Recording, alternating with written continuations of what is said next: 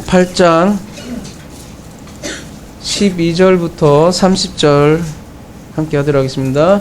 요한복음 8장 12절부터 30절입니다. 제목은 에고의 힘이 근원의 빛이라는 제목으로 함께 하겠습니다. 요한복음 8장 12절 12절부터 먼저 볼게요. 예수께서 또 말씀하여 이르시되 나는 세상의 빛이니 나를 따르는 자는 어둠에 다니지 아니하고 생명의 빛을 얻으리라 이렇게 되어 있는데요. 개역개정에는 번역이 안 되어 있네요. 근데 원어로는 다시 가볼게요.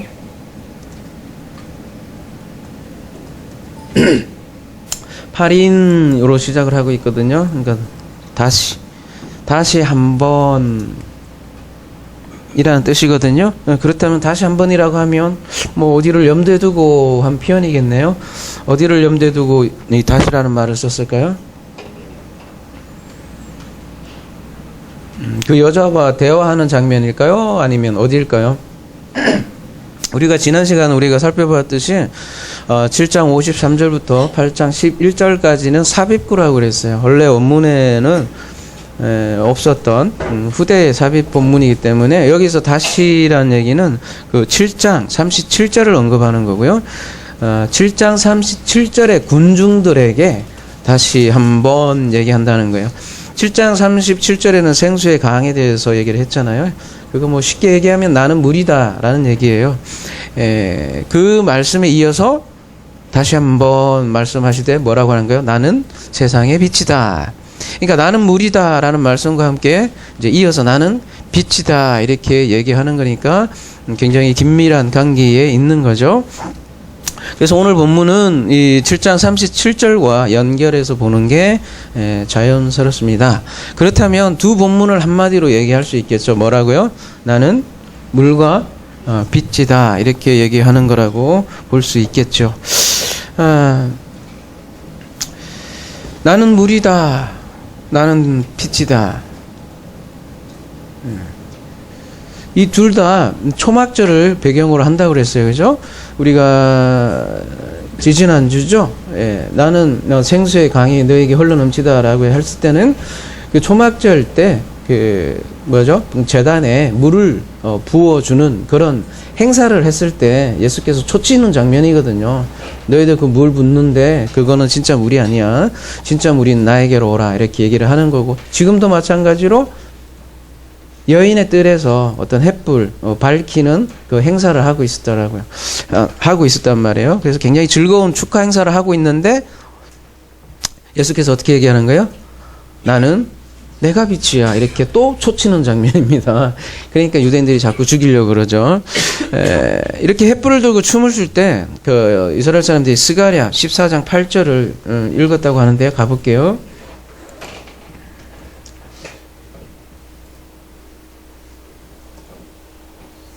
스가랴 14장 8절인데요. 가볼게요. 그날에 생수가 예루살렘에 솟아나서 절반은 동해로 절반은 서해로 흐를 것이라. 여름에도 겨울에도 그리하리라. 여기는 물에 대한 거네요. 근데 스가랴 여기 이제 빛이잖아요. 빛은 5절부터 가볼게요.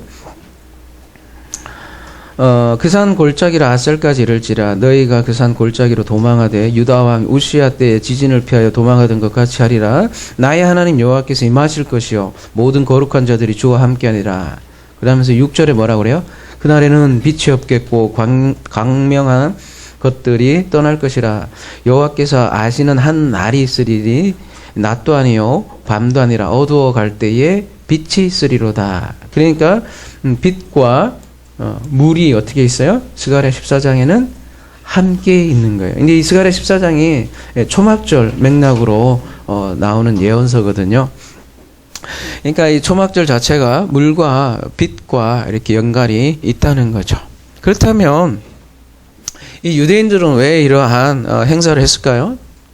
여러분, 빛이란 무엇입니까? 빛. 우리도 이렇게 불을 딱 끄면 다 캄캄해지잖아요. 빛이라는 거는 어둠을 밝히는 그런 역할을 하겠죠.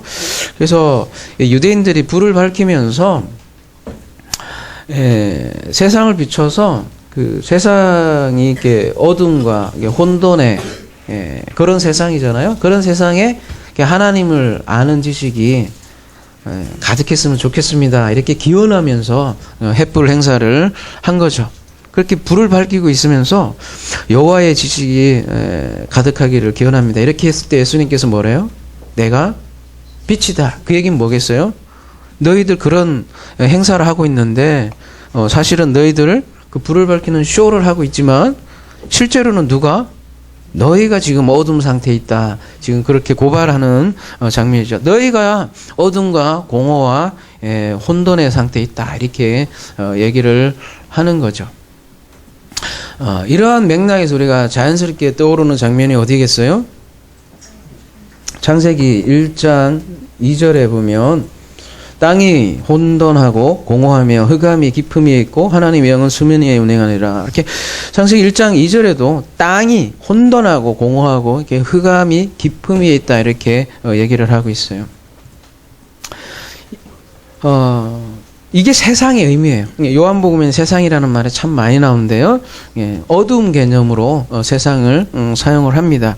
원래 우리가 어둠이었다는 거예요. 우리가 원래 세상이었고 원래 혼돈과 공허하고 흑암이 있는데 거기에 뭐가 있는 거예요? 3절에 빛이 있어라.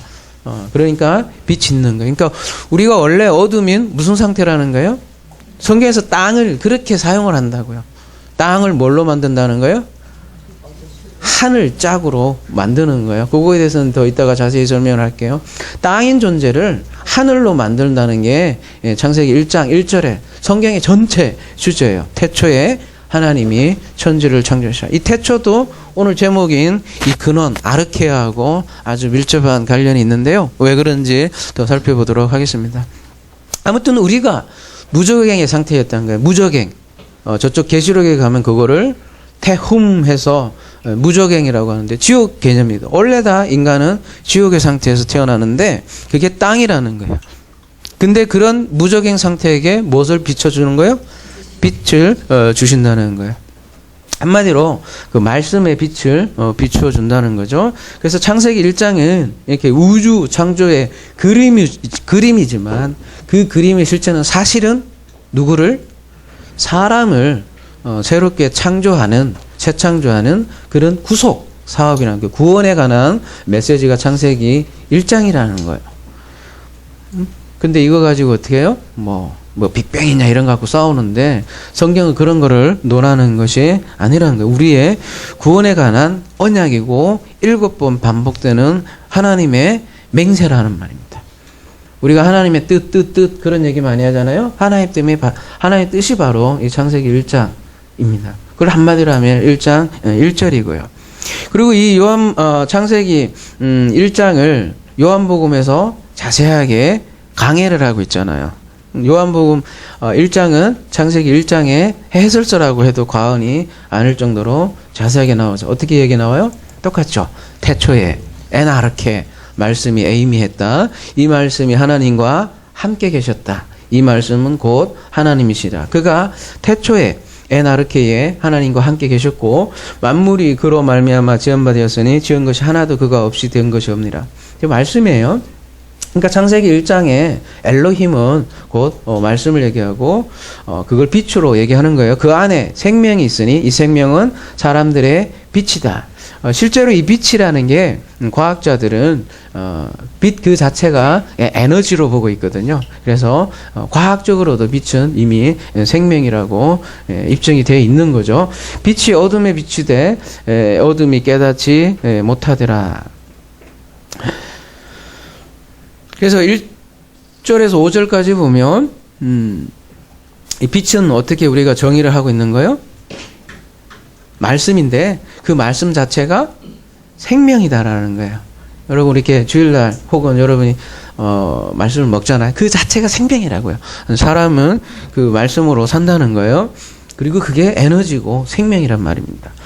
그래서 고린도후서 4장 6절에는 이 빛에 대해서 어떻게 얘기하고 있냐면 이렇게 얘기를 하고 있습니다.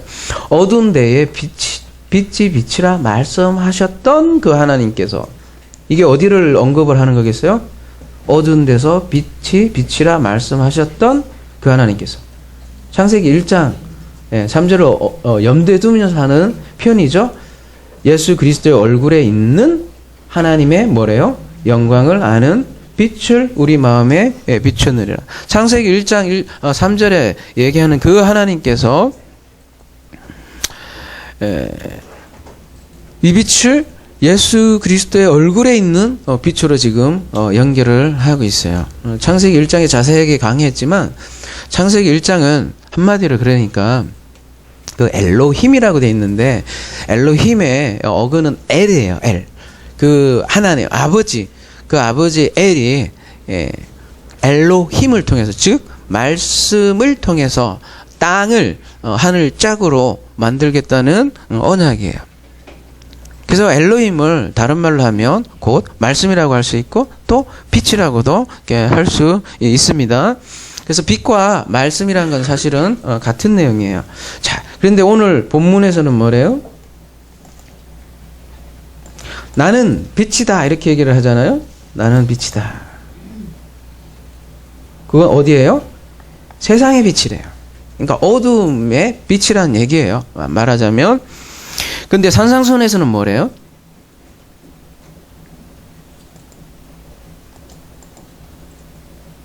너희는 세상의 빛이다 이렇게 얘기한단 말이에요. 요한복음에서는 나는 빛이다 세상의 빛이다 하는데 산상순에서는 뭐래요? 너희는 세상의 빛이다 이렇게 얘기를 하고 있단 말이에요. 무슨 얘기예요? 그러면 성도도 그 빛을 가지면 빛이다라는 얘기예요. 그 빛 개념이 영광이에요.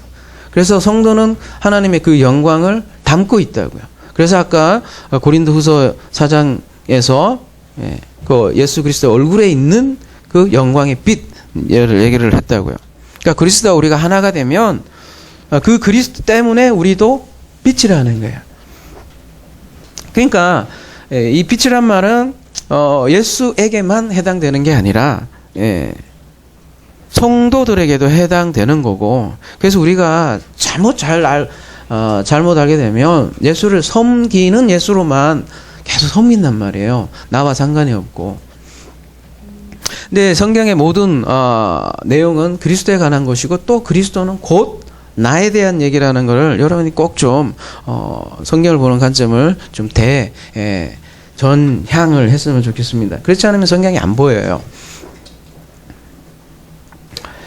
그래서 성경은 섬기는 예수가 아니에요. 그 예수와 하나 되라는 거고, 나도 그와 같은 똑같은 존재가 되라는 것도 아니고 이미 우리도 똑같은 그 존재라는 거예요. 에베소서 5장 8절 가볼게요. 그래서 이렇게 얘기해요. 너희가 전에는 어둠이더니, 이게 세상이에요. 너희가 전에는 세상이더니 이제는 주 안에서 뭐래요? 빛이래요. 우리 보고. 빛의 자녀들처럼 당연히 그러니까 행하겠죠. 베드로전서 2장 9절 가볼게요. 그러나 너희는 택하신 족속이요 왕같은 제사장들이요 거룩한 나라요 그의 소유가 된 백성이니 이는 너희를 어두운 데서 불러내어, 이게 세상이에요, 그의 기이한 빛에 들어가게 하신 이의 아름다운 덕을 선포하게 하려 하십니다. 이런 빛의 나라를 골로새서는 어떻게 얘기를 하고 있냐면 똑같아요. 맥락은 보면 우리를 흑암의 권세에서 건져내서 빛으로 옮겼다는 거예요. 근데 그 빛을 골로새서에서는 뭐라고 표현해요? 빛의 나라를 사랑의 아들의 나라로 옮겼다라고 얘기를 하고 있어요. 그러니까 우리는 다 어둠이었다는 거예요. 그게 창세기 1장에 그 우리는 다 땅이었다는 거예요. 원래 다 어둠이었다고요. 근데 그 어둠에서 빛으로 나온 자가 되었다라는 거예요. 빛은 빛과 같은 성격이니까 빛과 하나인 거죠. 그리고 그 안에 우리가 빛이 있기 때문에 우리 안에 뭐가 있다는 거예요? 생명이 있다고요. 그 에너지가, 하나님의 에너지가, 그 영생의 에너지가 있다고요. 그게 인간의 본연의 모습이라고요, 여러분. 이 유구의 껍질 이런 것들은 본질이 아니라고. 없어지고 사라지지만 그 생명, 그 에너지 자체는 없어지지 않는다는 거죠. 그래서 그 빛을 성경에서는 영광이라고 이렇게 표현을 합니다. 그래서 그 영광을 가지면 우리도 그 영광을 어떻게 해요? 자꾸 돌린다는데 발산하는 거라고. 독사조. 발산한다고요. 없는 걸 돌릴 수는 없는 거라고. 그 자체에 영광이 있고 우리에게 빛이 있기 때문에 그 빛을 발산하는 거라고. 그래서 너희는 세상의 빛이다. 숨길 수가 없다요. 그래서 감춰져 있죠. 영혼이라는 거는 올람 감춰져 있지만 그 감춰져 있는 게 숨겨질 수는 없다고. 그게 이제 산상수훈의 얘기인데 예수님께서 우리에게 코스모스라는 걸 줬잖아요. 이 코스모스가 질서라는 개념인데 우리에게 성전, 뭐 율법 이런 걸 줬어요. 근데 그 성전 율법을 통해서 어때요? 그 창세기 1장을 말하자면 그 하나님의 뜻, 언약 이런 걸 알지 못하고 진리를 알지 못하면 어떤 거예요? 그냥 그 코스모스가 그냥 그 어둠인 상태예요. 우리가 그렇다는 거예요.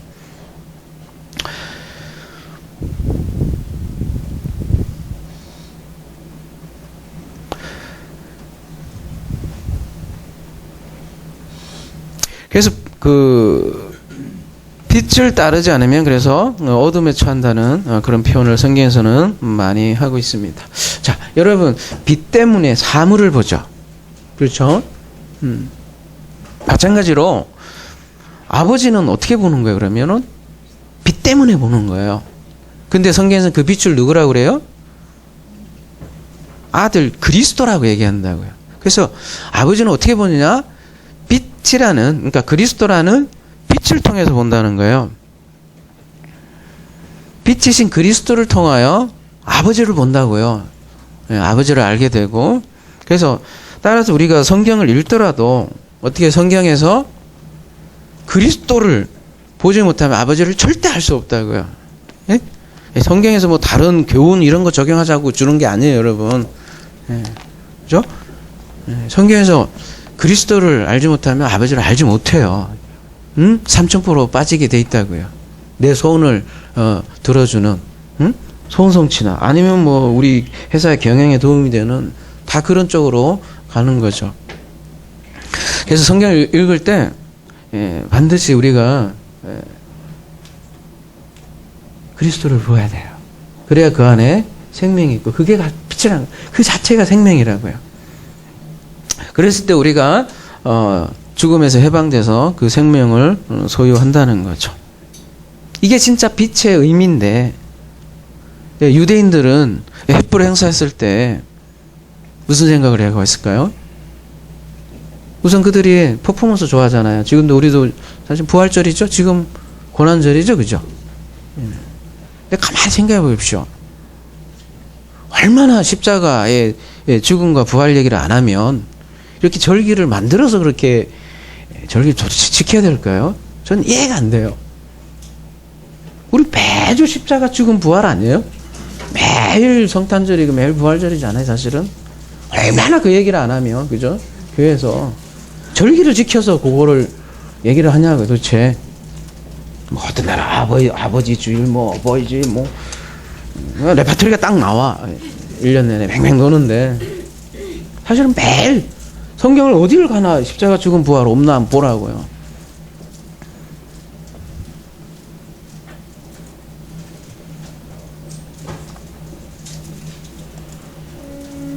유대인들도 마찬가지로 그 절기로서 횃불 행사를 했단 말이에요. 그들이 한 이유는 그거를 기념하기 위한 거예요. 광야 생활. 즉 불기둥과 구름기둥으로 인도하시고 또 영광, 불이라는 거는 영광이라는 건 나타난다는 거라고 했죠. 그래요? 시내산에 불로 나타난 그 하나님. 그래서 우리에게 계시의 빛을 비춰주신 그 하나님을 기념하기 위해서 이들이 횃불 행사를 했단 말이에요. 근데 그들이 진짜 불기둥과 구름기둥의 의미를 알았을까요? 예? 예, 여러분 불기둥과 구름기둥의 의미가 뭘까요? 출애굽기 13장 가보겠습니다. 21절. 여호와께서 그들 앞에 가시며 낮에는 구름기둥으로 그들을 인도하시고 밤에는 불기둥을 그들에게 비추사 낮이나 밤이나 지나가게 하시니 낮에는 구름기둥 밤에는 불기둥이 백성 앞에 떠나지 않으리라. 예, 불기둥, 구름기둥, 불기둥 하니까 기둥이 두 개 같아요. 어때요, 여러분? 하나죠. 하나지만 둘이고 둘이지만 하나. 예, 이게 쌍수 개념이라고요. 오늘 아주 중요한 개념으로는 두정인 개념인데요. 좀 이따 알아보기로 하고요. 예, 이 구름기둥과 불기둥 한마디로 얘기하면 하나님의 영광, 즉 나타남. 뭐 아주 뭐 고상한 언어로는 현재운이 아니라 현 아주 고상한 뭐 언어로는 그래요. 하여튼 하나님께서 나타났다는 걸 뭔가 보여주기 위한 그 상징물이죠. 그게 구름과 불인데요. 예수께서 왜 구름과 함께 나타나니라 이렇게 얘기하는 것도 마찬가지예요. 타고라고 번역됐지만 메타 함께예요. 구름과 함께 나타나라는 것도 나타난다는 것을 메타포로 그림원으로 얘기하기 위해서 구름을 얘기한 거지. 손오공처럼 구름을 타고 온다 그런 얘기 아니라고요. 그래서 구름과 불 모든 게 하나님이 나타난다는 것을 얘기하는 거 영광을 상징한다고요. 그러니까 보이지 않는 그 아버지의 영광을 나타남으로 표현한 그 영광, 곧 그 존재가 그리스도예요. 따라서 구름기둥과 불기둥은 그리스도를 상징하고 이 말씀이신 그리스도를 상징한다고요. 다른 말로 하면 말씀을 상징한다고 또 할 수 있죠. 근데 여러분, 구름, 불 뭐예요? 구름은 뭐예요? 따지고 보면 네? 물이에요. 불은요? 빛이에요. 그래서 요한복음 7장에서는 나는 생수의 근원이다. 물 얘기한 거고 그 다음에 8장에는 빛. 예. 그럼 물과 빛이 분리될 수 있어요? 안 돼요. 예. 똑같은 거예요. 둘 다 말씀을 나타내는 거라고요. 여러분 창세기 1장 다시 한번 생각해 봅시다. 첫째 날 빛, 둘째 날 예? 물. 예. 빛과 물. 셋째 날 씨. 다 뭐예요? 다 말씀이잖아요. 예. 근데 그래서 창세기 1장도 빛과 물로 이렇게 얘기를 하는 거고요. 그걸 이제 그 두 증인으로 씨를 만드는 거죠. 자, 그래서 이 불기둥과 구름기둥을 대제사장 가슴에 딱 붙였어요. 그게 뭘까요? 불기둥과 구름기둥을 딱 붙였어요. 뭘까요, 그게? 어디서? 출애굽기 28장 가볼게요. 딱 구름기둥과 불기둥을 많이 붙이고 다녔어요. 뭐냐면 너는 우림과 둠밈을 판결 흉패 안에 넣어 아론으로 여호와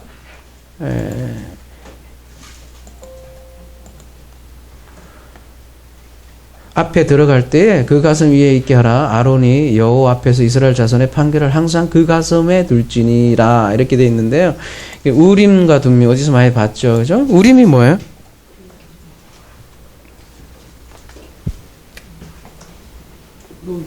요거하고 관계돼 있으니까, 그죠? 뭐야? 어떻게 돼? 그 다음에 둠밈은요? 요거죠? 하부에다가 마임이죠? 네. 그럼 우림이란 건 뭐예요? 요거는 쌍수라 그랬죠? 둘 다 쌍이죠, 그죠? 마임은 쌍수라 그랬어요. 그리고 이제 쌍수를 빼버리면 요 마임이 뭐예요? 마임이 물이에요, 그죠? 그 다음에 얘는 앞에 오르는요. 요게 빛이라고요. 요렇게 돼요. 그러면 탐밈, 둠밈이란 건 뭐예요? 타브는 뭐예요? 자, 히브리어에는 제일 앞에 게 뒤에 거를 뜻을 좀 뭐라 하죠? 끌고 가는 영향력을 끼치는 그런 어두로 사용되거든요. 타브라는 건 뭐예요, 여러분? 타브. 응?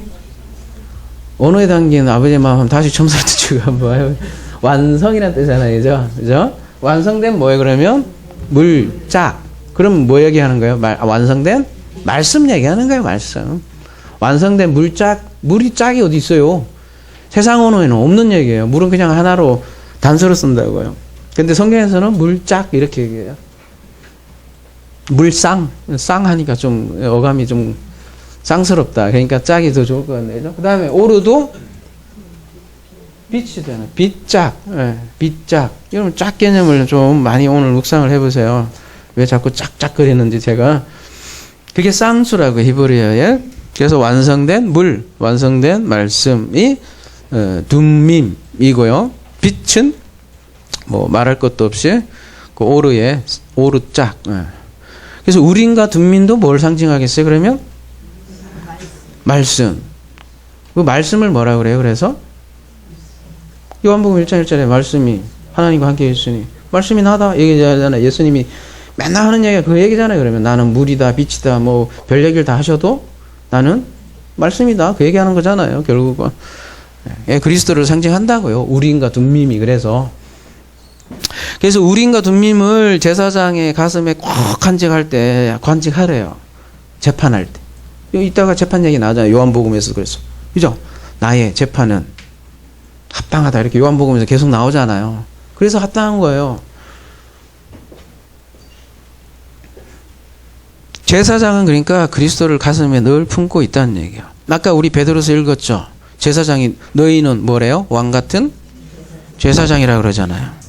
자, 그리스도가 대제사장이면 우리는 제사장이라고요.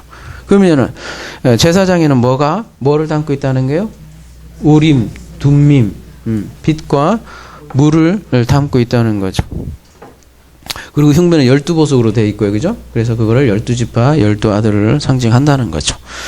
그래서 성경은요, 아주 복잡한 얘기, 뭐, 여러분 지저분한 얘기, 별 얘기 다 있지만, 뭐 하자는 얘기, 결국은? 아버지가 아들 만드는 톨레도트라고요. 근데 누구를 통해서?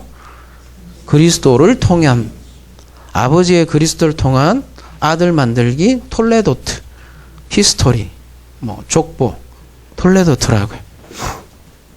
근데 그 우림과 둠밈을 가슴에 가지고 있는 사람을 뭐라고 하면 아들이라고 한다. 다른 말로 그리스도와 하나 된 사람을 아들이라고 한다고요. 그러면은 그 우림과 둠밈 때문에 뭐라고 그래요? 타밈 한대. 타밈. 타밈이 무슨 뜻이냐면은 창세기 6장 9절 가볼게요.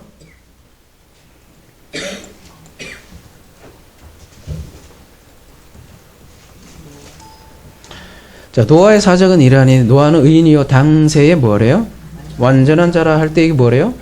타밈이죠. 예. 퍼펙트해요. 좌절 느끼시죠?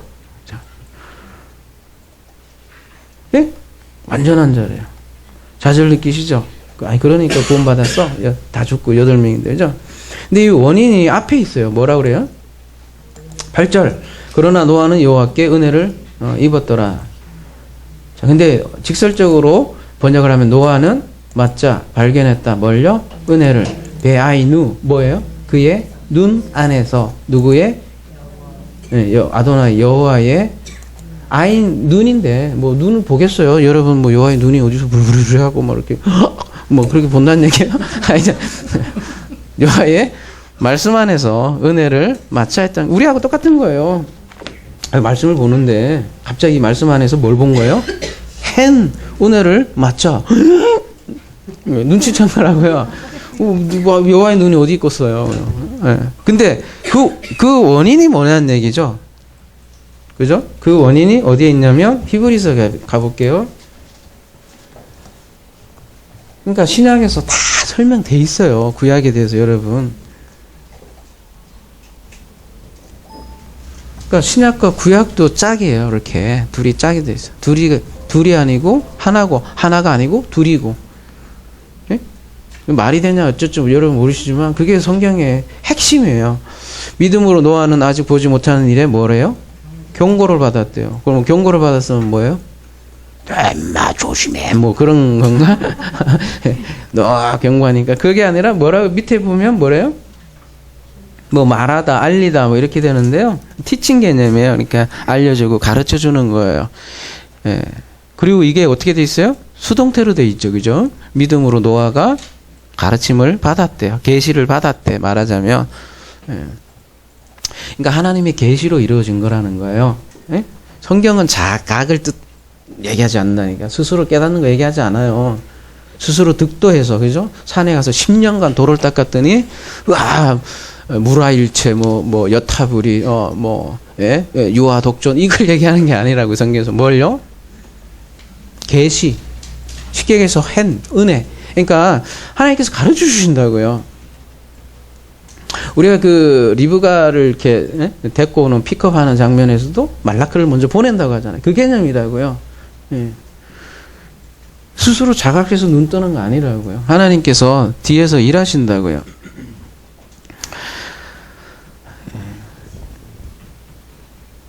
우리가 하나 사랑해서 제가 하나 굉장히 강조하니까 그거 불교에도 있습니다. 목사님 불교 아니에요? 뭐 그러신 분도 있는데 천만에 만만에 공특 이에요. 옆으로 샜고요. 아무튼 은혜를 맞자 하는 것도 하나님의 은혜, 그러니까 일하심. 하나님이 창세기 1장에 언약을 하셨고 맹세하셨고 하면 그걸 어떻게 한다? 그가 이루신다고 반드시 이룬다고요. 자, 마태복음 5장 48절에 이 개념을, 온전 개념을 잘 설명하고 있어요. 가볼게요. 그러므로 하늘에 계신 너희 아버지 온전하신 같이 너희도 온전하라. 또 좌절 느끼시죠?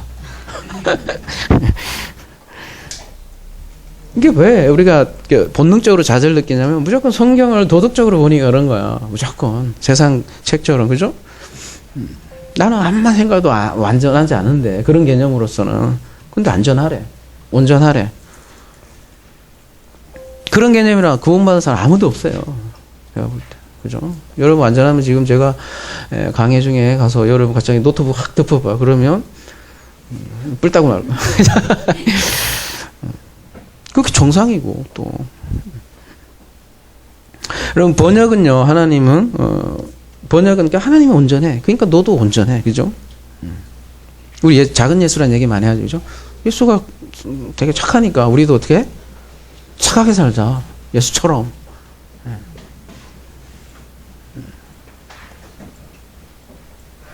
근데요, 여기, 에이미의 아주 놀라운 이 문법의 아주, 자체가 우리에게 놀라운 메시지를 주고 있어요. 뭐냐면, 온전하라가 둘 가지 다 돼요. 첫 번째는 뭐예요? 요 밑에 보시면, 여기 좀 이렇게 돼 있어서 잘 안 보이나? 이렇게 올리면 되나? 아니, 안 되네. 하나는 직설법으로 되어 있고요. 하나는 명령법으로 되어 있어요. 그러니까 두 가지가 선택지가 있는 거예요. 만약에 직설법을 택한다면 너희는 뭐라는 거예요? 온전해질 거야. 미래니까. 거기다가 중간 디포라고 되어 있어요. 중간 디포는 뭐예요? 여러분? 중간 디포라는 개념은 어떤 개념일까요?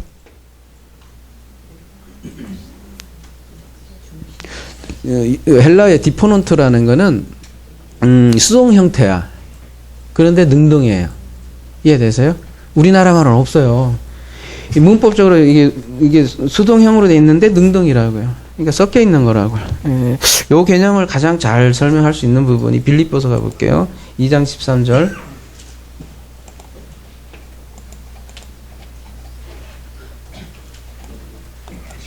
너희 안에서 행하시는 이는 하나님이시니.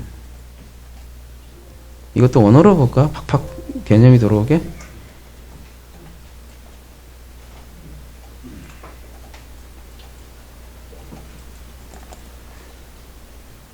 그래.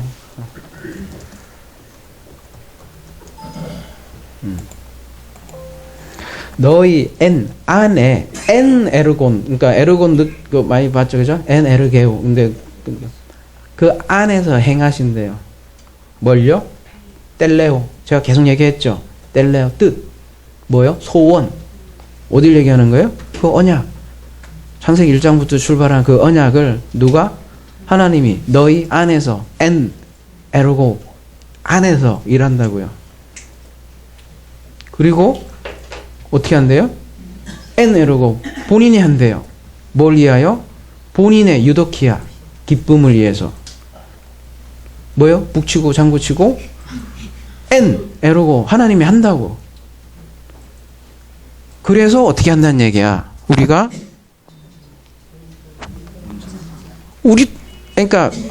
하나님이 안에서 일해서 우리가 그냥 온전해질 거라고 한다고. 우리가 하는 게 해. 그게 디포너더라고. 하긴 하는데 그 안에서 행하는 이 때문에 한다고요.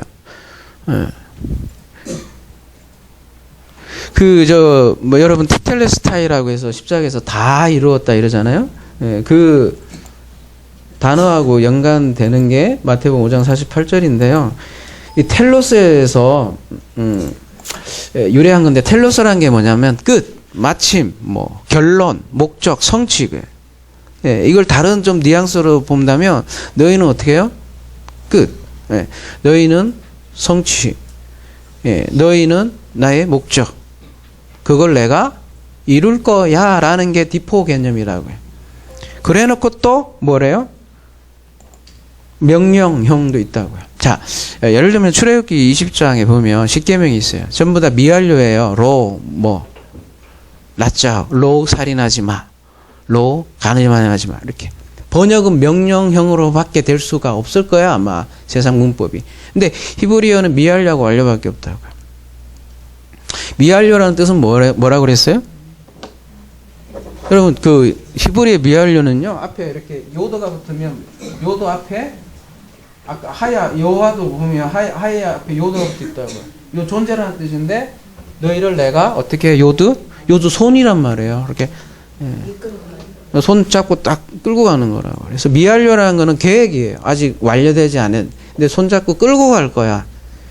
샬롬이라는 게 있어요. 앞에다가 야 샬롬 하면 내가 너를 야 샬롬으로 갈 거야. 그 뜻이라고요. 그러니까 너 살인하지 마. 이렇게 명령형으로 이렇게 나와 있지만 그 안에 들어가면 뭐예요? 내가 살인하지 않게 하게 할 거야 라는 강력한 의지가 들어가 있는 게 십계명이라고요. 그걸 언약이라고 한다고요. 근데 그 하나님의 마음이었으면 전부 그냥 명령으로 보이는 거야. 죽는 거지 뭐. 그죠? 온전하라 하니까 어떻게든 온전해 보려고, 그죠? 남이 싸대기 때려도 참아야 돼라고 막. 아내는 속병 걸리면서 참아야 돼 막 이러면서.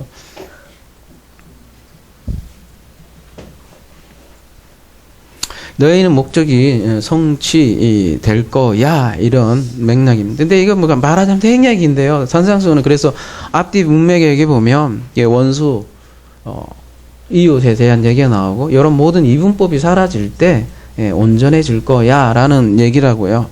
그러한 걸로 본인이 이루어 가겠다는 얘기고요. 하나님이 온전이에요. 우리는 온전하지 않아요. 도덕적으로도 그렇고 육체적으로도 그래요. 생로병사가 있고, 그죠? 못에 찔리면 아파요. 물 건너가다 빠져 죽어. 그런데 하나님은 온전이라고요. 근데 그 온전을 우리가 안에 소유하고 있기 때문에 우리가 온전일 수 있는 거예요.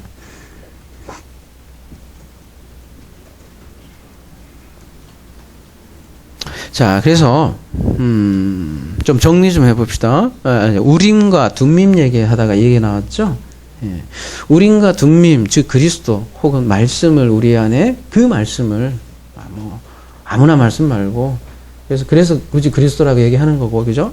그 그리스도를 우리 안에 담고 있으면 우리가 제사장이다 그 얘기고, 제사장이라는 거는 빛을 어둠을 빛으로 이렇게 인도할 수 있는 그 중간적인 사람을 제사장이라고 하잖아요. 그래서 덕을 선포한다고 아까 베드로에서 얘기도 하고, 그런 존재라고요. 이런 깊은 뜻이 있는데 지금 구름 기둥과 불 기둥 얘기하면서 여기까지 온 거잖아요. 그죠? 정리하자면 예수님께서 초막절에 너희들 뻘짓하고 있다 이 얘기 아니에요. 내가 물이야. 너희들 뻘짓하고 있어. 빛이야. 이렇게 얘기를 하고 있다고요. 다른 말로 하면 내가 구름기둥과 불기둥이야 이 얘기하는 거랑 똑같다고요. 그 사람들 그걸 기념하기 위해서 기념하지만 성찬신도 마찬가지잖아요. 이걸 기념한다고 기념하지만 나야 이런 얘기 하는 식으로 똑같다고요. 나는 우림과 둠밈이다 이렇게 얘기하는 거랑 좀 똑같은 장면이라고요. 오늘 요한복음 8장 12절이. 뒤에 빨리 나가야 되는데 여기 이렇게 시간이 많이 걸려 있네. 완벽한 한 쌍이에요. 그래서 나는 창세기 1장에 약속한 바로 그 빛이요 물이다 그 얘기하는 거랑 같고요. 여러분 물과 뭘로 거듭난대요? 성령으로 거듭난다고 하죠. 그게 뭐겠어요? 똑같아 이거랑. 뭐요? 물과 불로 거듭난다고 하잖아요. 그죠? 다른 말로 물과 빛으로 거듭난다 얘기하는 거고요. 그러니까 이런 빛과 물이 없는 사람들, 세상인 사람들, 어두운 사람들은 예수의 말을 어떻게 해요? 도저히 알아들을 먹을 수가 없죠. 그죠? 그래서 다음에 이제 얘기를 하는 거죠. 볼까요? 요한복음 8장 이제 13절 바리새인들이 이르되 네가 너를 위하여 증언하니 네 증언은 참되지 아니하도다. 도대체 증거가 뭐냐 이거죠. 14절 예수께서 대답하여 이르시되 내가 나를 위하여 증언하여도 내 증언이 참되니 나는 내가 어디서 오며 어디로 가는 것을 알거니와 너희는 내가 어디서 오며 어디로 가는 것을 알지 못한다 이렇게 얘기를 하고 있어요.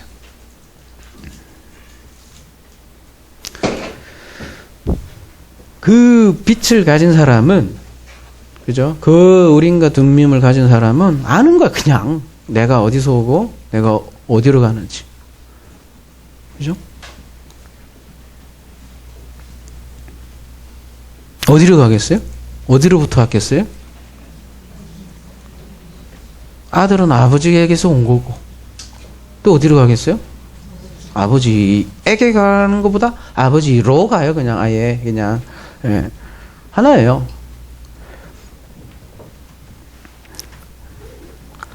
근데 15절 봐요. 너희는 육체를 따라 판단하나 나는 아무도 판단하지 아니하노니.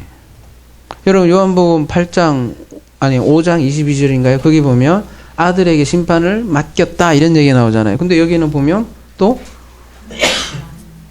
판단 개념이 심판 개념이냐 크리노거든요. 분리하는 건데 뭐 판단이나 심판이나 같은데 무슨 얘기 했어요? 너희는 육체를 따라 뭐든지 심판하고 판단하고 분리한다는 거예요. 근데 나는 아무도 판단하지 않는다는 건 뭐예요? 아예 판단 안 한다는 얘기가 아니라 육체를 따라 판단하지 않는다. 그 맥락으로 그냥 이해하시면 될 거죠. 16절. 만일 그래서 이제 16절에 나오잖아요. 내가 판단하여도 우림과 둠밈이 그거잖아요. 재판하려고 있는 거라고. 그죠? 재판 개념이란 말이에요. 이것도 만일 내가 재판하여도 내 재판이 판단이 왜냐? 이는 내가 혼자 있는 것이 아니요 나를 보내신 이가 나와 함께 계신다 이렇게 얘기를 하고 있잖아요. 뭐 증거, 판단 뭐 이렇게 유사 개념들이 계속 나오는데 증언, 판단은 아버지께로부터 난다는 거고 아버지와 내가 함께 존재하니까 내 재판은 판단하다. 그러니까 나는 우림과 둠밈이다. 그러므로 당연히 참이다. 진리다. 이렇게 얘기를 하는 거고 요거를 못 알아먹으니까 지금 계속 얘기해요. 예수님께서 계속 얘기해요. 못 알아먹으니까 이제 뭐라고 얘기하냐면 너 율법에도 두 사람의 증언이 참되다 기록되었으니 지금 제가 계속 얘기하는 게 이 두 증인에 대한 거예요. 이거. 내가 나를 위하여 증언하는 자가 되고 나를 보내신 아버지도 나를 위하여 증언하시니라 이렇게 얘기를 하고 있어요. 자, 뭐 신명기 19장 15절에 보면 두 증인 법칙이 나오죠. 그죠? 재판을 할 때 반드시 두 사람 혹은 세 사람의 증인이 있어야 된다 이렇게 하잖아요. 신약에서는 그래서 교회를 두세 사람 모인 곳이 교회다 이렇게 얘기를 하죠. 그죠? 그게 두 증인법이라고요. 근데 이 사람들은 이거를 법적인 그런 율법으로만 그러니까 재판하려면 꼭 두 사람이 있어야 된다. 이런 개념으로만 너희들은 알고 있는데 내가 두 증인의 참된 의미를 설명해 줄게. 그 얘기라고요. 두 증인의 원리는 뭐예요? 한마디로 얘기하면 물과 비대도 돼요. 뭐 다 돼요. 여러분 얘기하는 거 다 두 증인이에요. 아닌 거 아무것도 없어요. 진짜로. 플러스 마이너스 뭐 남자 여자 뭘 해도. 예. 근데 가장 성경에 중요한 건 아까 아버지가 그리스도를 통해서 아들 만드는 툴레도트라고 했잖아요. 성경은. 그죠? 예. 그래서 두 증인의 원리는 뭐냐면 아버지는 아들을 통해서 말씀하신다라는 원리예요. 아버지와 아들 관계를 잘 생각해 보세요. 보이지 않는 하나님은 보이는 하나님을 통해서 일한다고요. 예. 이게 좀 더 리얼하게, 그러니까 두 증인이라고 하는데, 두 증인 하니까 또 두 개의 뭐 증인 이런 느낌이니까 아예, 우리 연구반에서 아예 짝증인 이렇게 합시다. 뭐 이렇게 얘기도 하는데, 그러면 좀 들어올라나? 짝증인?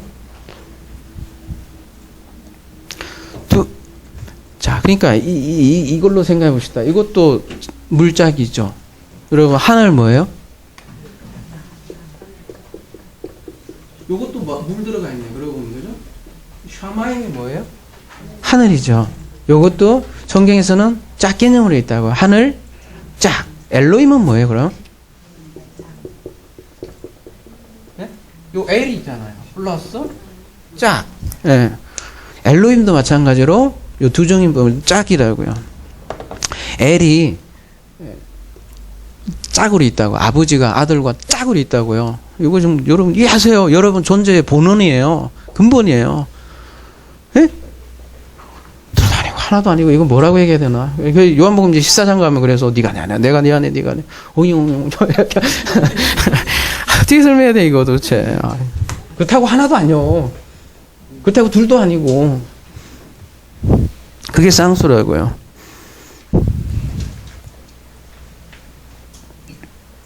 하나님은 어디에 계세요? 그래서 하늘에 계신 우리 아버지 이렇게 얘기하지만 하늘 짝에 계신 아버지요 그런 말이라고요.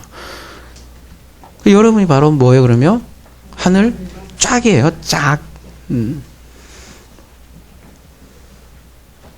그러니까 보이지 않는 아버지가 지금 보이는 아들 예수와 짝이 돼서 지금 뭐예요? 두 증인으로 증언하고 있다고요. 지금.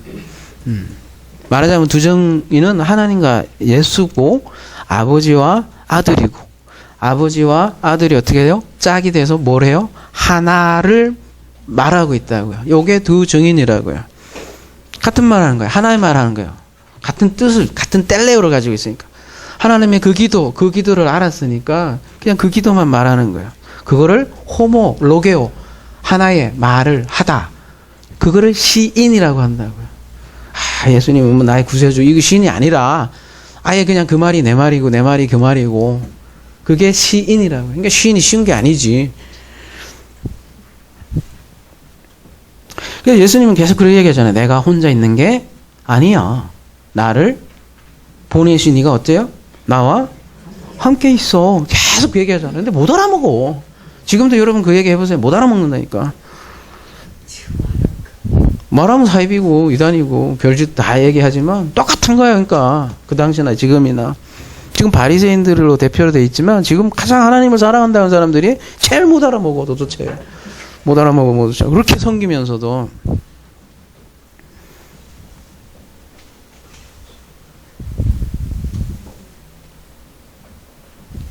좀 더 아예 그냥 더 리얼하게 더 얘기해보면 그냥 아버지가 나로 산다고요. 나와 함께도 아니야. 나와 함께도 인간적인, 그럼 자꾸 둘 같잖아, 뭔가가. 그죠? 그냥 나로 사는데, 또 이게 또 그러면 네가 하나님이냐, 이것도 아니고, 어려우니까 아들, 아버지 얘기하는 거라고요. 참 어려워. 인간의 말로 하기가, 그죠? 임마누엘이 그런 의미라고요. 네가 하나님이냐 이런 소리 할까봐 하늘 짝이 그래서 제일 좋은 것 같아. 그래서 성경 참 지혜로운 거야. 아들이라고 얘기하는 거고, 그죠? 그렇다고 아닌 것도 아니거든요, 그죠?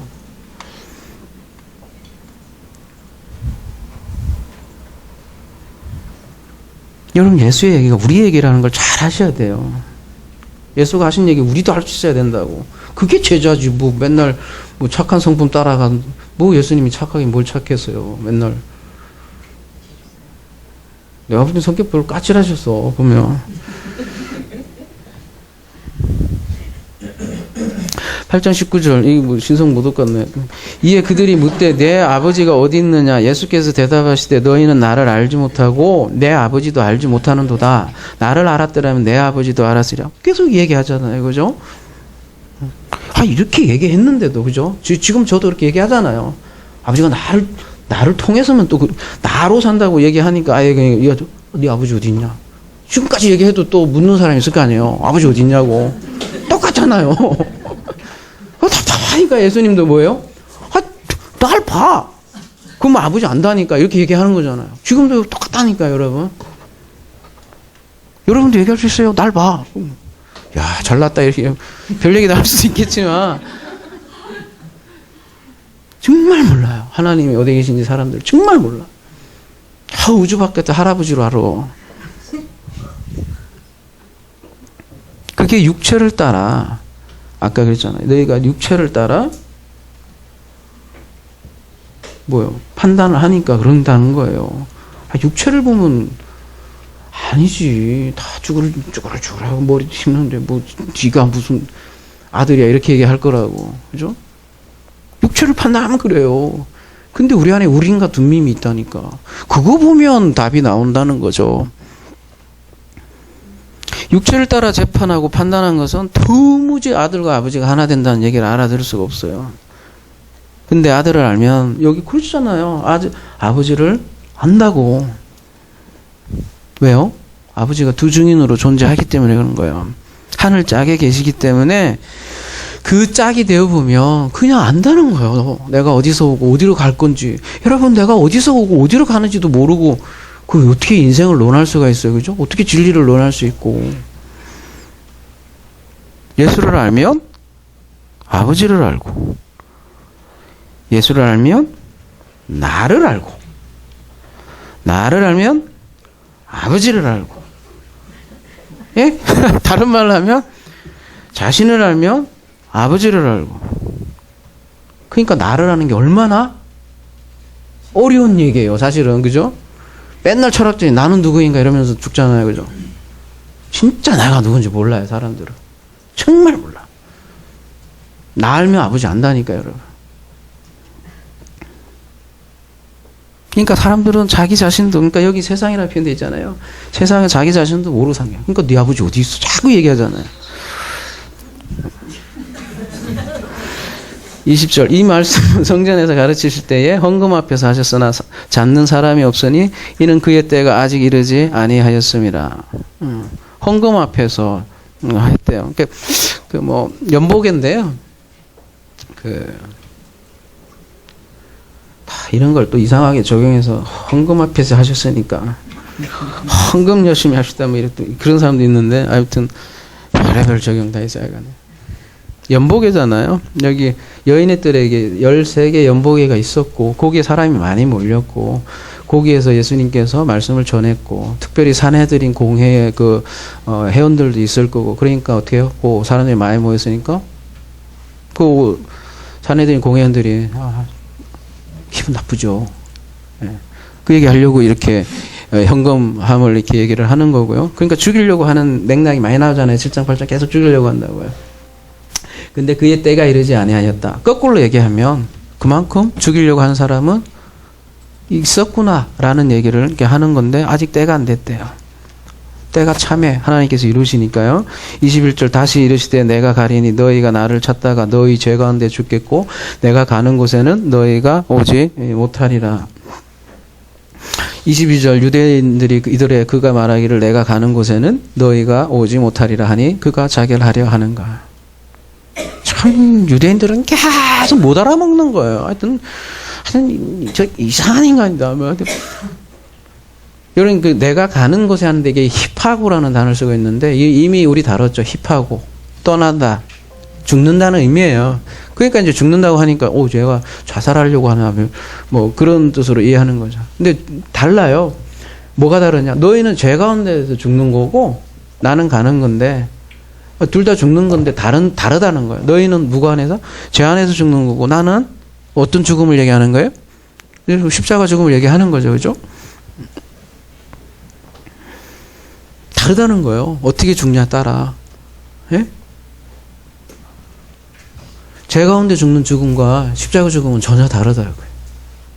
너희 그러니까 나한테 못 와. 이런 얘기를 하면 어때요? 기분 나쁘죠. 지금도 마찬가지예요. 예수 잘 믿는 사람들 어떻게 해요? 죽으면 천국 간다. 근데 니들이 생각하는 그런 천국 아니야. 내가 가는 곳에 너희 못 와. 이러면 어때요? 기분 되게 나쁘지. 죽이려고 하겠지.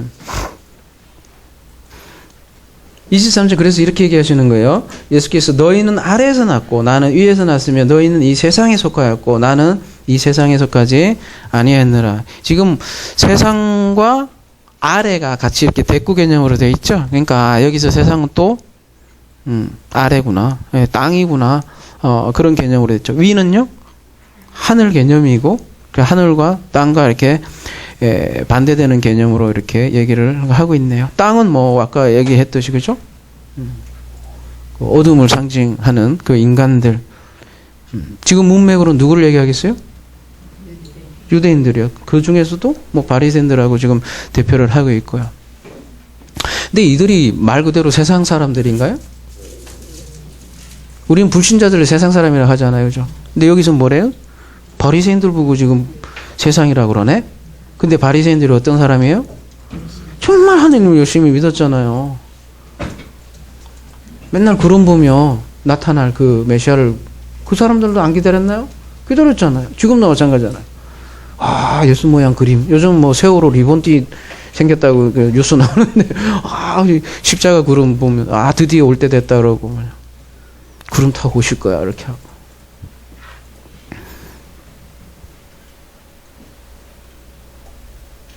하늘 짝이 돼야 되는데, 땅에 기어다니고 있다는 얘기예요. 쉽게 해서 24절 그러므로 내가 너희에게 말하기를 너희 죄 가운데 죽으리라 하였노라. 만일 내가 그인 줄 믿지 아니하면 너희 죄 가운데서 죽으리라.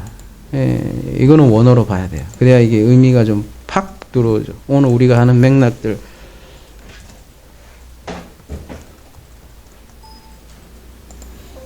필요한 부분만 원어로 좀 볼게요. 저기 피스티어 호띠 에고 에이미 이렇게 돼 있어요. 무슨 얘기냐면 에고 에이미란 믿는데 뭘 믿느냐? 에고 에이미를 믿지 아니하면 이런 뜻이에요. 내가 그이다 이렇게 얘기했지만 사실 에고 에이미라는 거는 무슨 뜻이에요? 에고 에이미 이게 출애굽기 3장 14절을 염두에 두는 거다. 아셰르 하야 아셰르 나는 나다. 무슨 뜻이에요? 거기도 미알료로 돼 있어요. 나는 나다. 나는 미알료로 존재하는 나다. 무슨 얘기야? 나는 너와 함께하는 나다.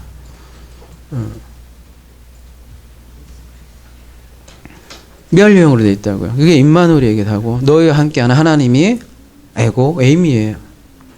그러니까 너희는 아래에 속해 있기 때문에 도무지 에고 에이미를 믿지 않는다. 이렇게 해요. 그렇게 에고 에이미로 믿지 않으면 죄 가운데 죽는다. 이렇게 얘기한다고요. 단순히 예수님이 그다 이런 얘기가 아니라고요. 우리 맨 예수님만 아들이고 우리는 또 아들도 아니래 또 심지어는.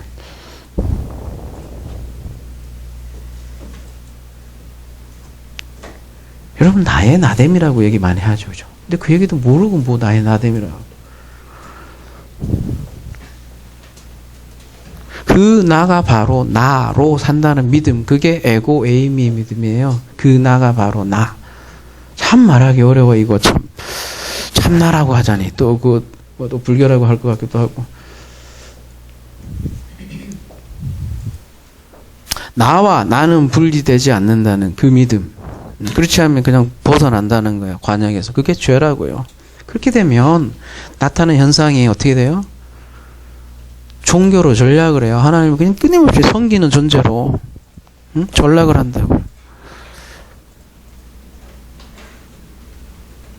그러니까 우리가 계속 얘기했듯이 그 하늘 짝이 되지 못하면 백날 얘기해도 알아먹지 못하고 그냥 죄 가운데 있는 거고 그렇게 죽어요. 그냥 아무리 얘기해도 선문답이야. 이거 몰라. 그냥 그래서 선물이에요. 또 자, 저희가 말하되 25절 네가 누구냐? 예수께서 가라사대 나는 처음부터 너에게 말하여 온 자는. 도대체 무슨 얘기예요, 여러분? 나는. 아니야, 예수님이 헷갈린 소리 하니까 유대인들이 왜요? 너 누구야 도대체? 그러니까 뭐라고 그래요? 나는 처음부터 너에게 말하여 온 자. 도대체 무슨 얘기예요, 여러분? 나는 처음부터 너에게 말해왔어? 계속 얘기했잖아. 이런 뜻인가? 헷갈리게 돼 있죠, 번역이. 그래서 원어를 봐야 돼요. 이건 대단히 심각한. 말자. 자, 예수님 말씀하셨어요. 그들에게 뭐래요? 호, 아르케, 호스, 티스, 카이, 랄레오스, 너에게 말한 자, 곧 그논, 이런 뜻이라고요. 예. 여러분, 만약에 처음부터 너에게 말하여 자니라 이렇게 하면 우리 한번 문법 좀 생각해 봅시다. 처음부터 너한테 다 그렇게 했잖아. from 여기 비기닝이라고 돼 있는데 문법이 뭐가 돼야 돼요? 처음이면? 처음부터 이러면? 응? 그래서 여러분 공부 열심히 해야 돼요. 우리 학생들도 보면 언어 공부. 처음부터면 뭐가 돼야 되냐고요? 부사절, 시간절 이렇게 돼야 될 거 아니에요. 그죠? 근데 여긴 뭐예요? 명사잖아요. 목적격. 명사잖아요. 부사절도 아니고 시간절도 아니고. 그럼 명사예요. 그럼 명사를 번역해야 되잖아요. 그러면 뒤에는 뭐예요? 명사를 뭔가 말하는 주체가 있을 거고 대상은 너희고 말하는 사람은 1인칭이니까 예수 자신일 거고. 네? 뭘 말한다는 거예요? 그러면 근원을 말하는 티스. 자, 너 누구야? 이러니까 뭐라는 거예요? 나는 아르케에 대해서 말하는 자이다. 이 얘기잖아요. 지금까지 계속 얘기했듯이 뭐런 얘기예요? 나는 아르케 그 아버지를 계속 말하고 있잖아. 그 얘기하는 거라고. 오늘 제목처럼 그래서 이렇게 놓은 거예요. 에고에임이 근원의 빛. 원래는 에고에임이 근원을 말하는 자 이렇게 하려 했더니 좀 길어서, 그리고 또 오늘 주제가 빛이니까 많은 짱구를 굴려서 에고에임이 근원의 빛 이렇게 했다고요.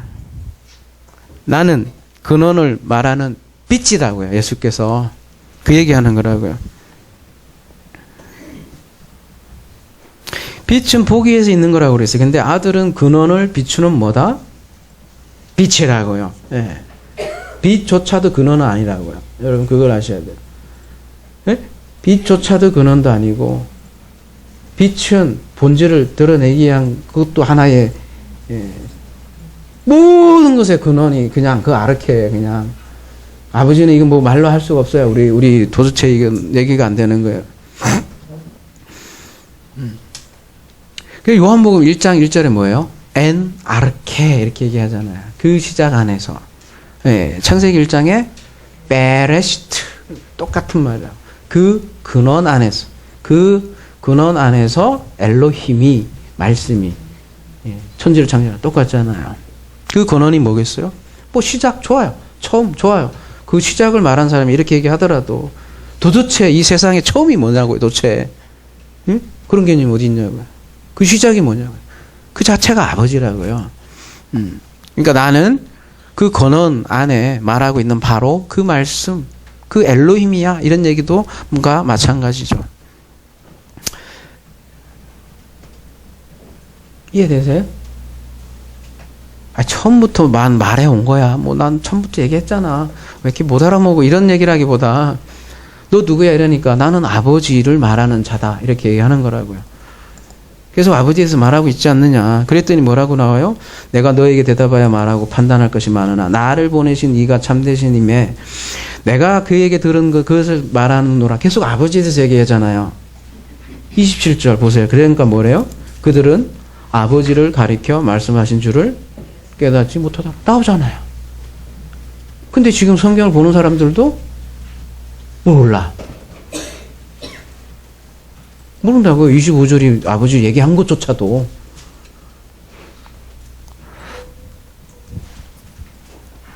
근데 언제 한다는 거예요, 그러면? 몰라요. 언제 한다는 거예요? 28절. 이에 예수께서 이르시되 너희가 인자를 든 후에 내가 그인 줄 알고 또 내가 스스로 아무것도 하지 아니하고 오직 아버지께서 가르치신 대로 이것을 말한 줄을 알리라. 언제요? 네, 들린다 하는데 휩쏘는데 이거 이미 우리 살펴봤죠. 언제요?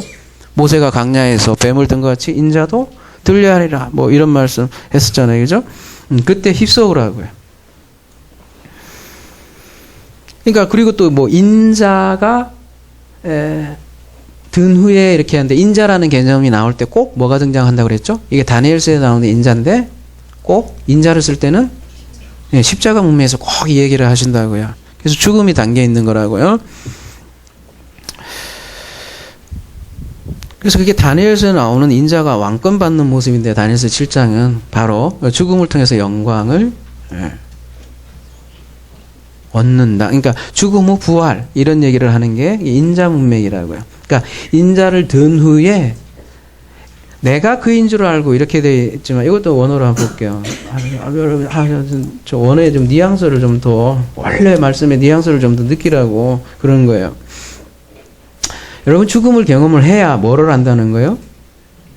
그노스코 호띠 에고 에이미 뭐예요? 그냥 에고 에이미를 안다고. 죽어야 안다고. 이 무슨 의미인지.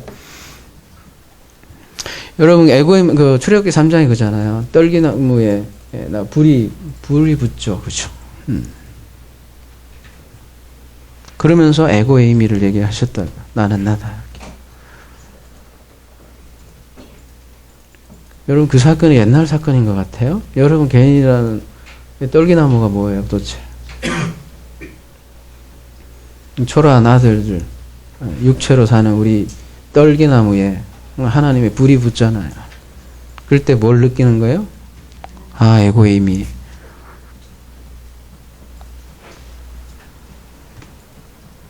아 아버지는 아들로 사는구나. 근데 이거 그냥 못 느낀다고요. 죽음을 경험한다고요. 물리적인 죽음 아니랬어요?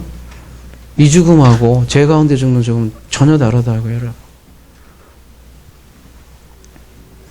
자기가 온전히 부인될 때 알 수 있는 하늘의 지식이라고. 여기 부인이라는 거는 여기 시간, 영혼이라는 건 시간, 그죠?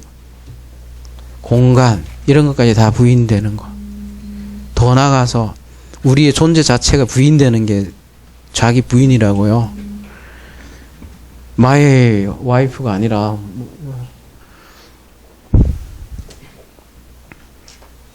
그런 생각 해보셨어요? 존재 자체도 부인되는 게 얼마나 무지무지한 일인지 여러분.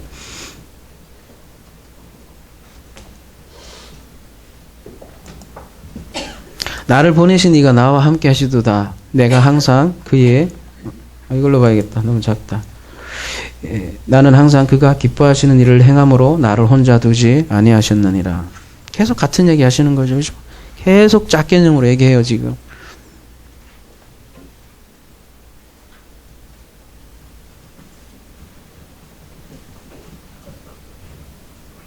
그래서 요한복음에서 계속 보냈다 그 얘기하잖아요. 근데 그거는 보낸 사람하고 보냄받은 사람은 둘이다? 하나다?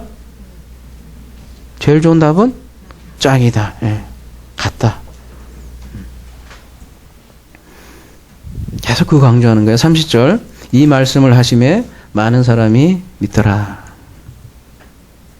정말? 도대체 이 사람들이 믿었을까요? 천만에 십자가 내가 들린 이후에나 그죠?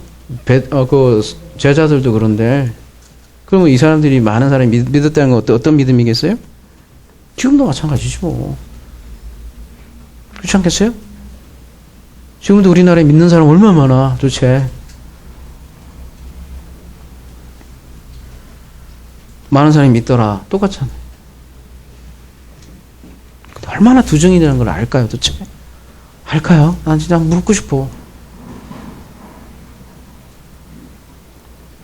아버지 어디 계셔? 이러면 나 어떻게 답하는지 이제 궁금해 막. 근데 그 믿음은 섬기잖아요. 예수님을 맨날 섬기고 종처럼. 근데 그 믿음은 에고에이미로서의 믿음이 아니라는 거예요. 짝증인으로서 믿는 게 아니라는 거죠. 아들을 알면 아버지를 안다. 잘 묵상을 해보시기 바랍니다. 그러니까 성기는 예수를 믿는 믿음이 아니라 그리스도의 믿음이라고 그래서 계속 그렇게 얘기하잖아요. 그게 에고에이미의 믿음이고요. 그 나가 나 되고 나가 그 되고. 시간, 공간, 존재까지 부정되어야 보이는 그 선물의 그 그리스도의 믿음. 도저히 불가능해, 인간 불가. 그래서 선물인 거예요. 그래서 믿는 자는 많아도 그리스도의 믿음을 가진 자는 매우 적다. 그게 성경의 사실이에요, 항상. 마무리하겠습니다. 그래서 이러한 선물로, 그죠? 에고에이미, 그러니까 진짜 나로서 근원을 말하는 자, 그 근원의 빛이 로 사는 저와 여러분이 되기를 기도합니다.